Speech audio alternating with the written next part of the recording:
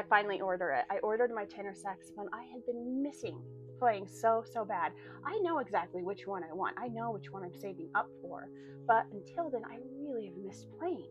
And so I had a nudge to look on Consumer Reports one night. So I did, and I start looking, and then I see the saxophone I'm looking to save up for, and I still am. And then I see it, and I think there's no way that price can't be right. And so I asked Yahweh and my divine team, is that meant for me? And I get a girl, get it in the car, and I did.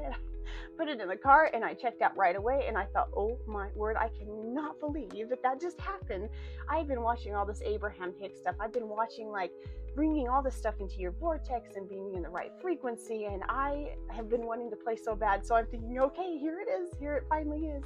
I wait 3 days. The next morning, it's double in price, and I tell my kids all about, putting whatever you want out in the vortex and being on the right frequency. And I am just telling them how excited I am about my saxophone coming in. It comes in as an alto, so far different from a tenor, and I think, why? Why? I was so excited for it. Why tease me? And then I stopped. And I really became curious. And then a thought came to me, and I know it wasn't my thought. And the thought was blessing in disguise. Curious. I wonder what that means. And so as I start to look at this issue, trying to fix this issue, it turns out that the customer service agent was able to not only help me, but they went above and beyond. They took care of the difference in cost. They picked out a proper tenor saxophone for me as a replacement. And you know what?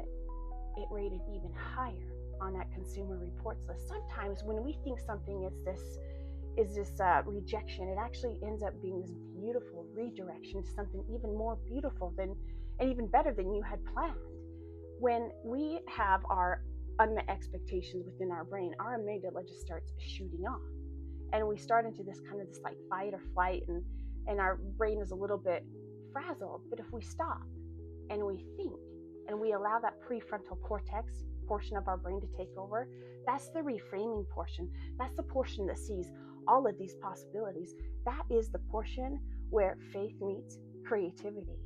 And so next time something like this happens to you, look at it and just be a little bit more curious about it, and allow that prefrontal cortex to start looking at all those new possibilities, because sometimes those rejections are actually those beautiful redirections to something even more beautiful than you could have ever imagined, whether that be a saxophone or a particular situation or a relationship.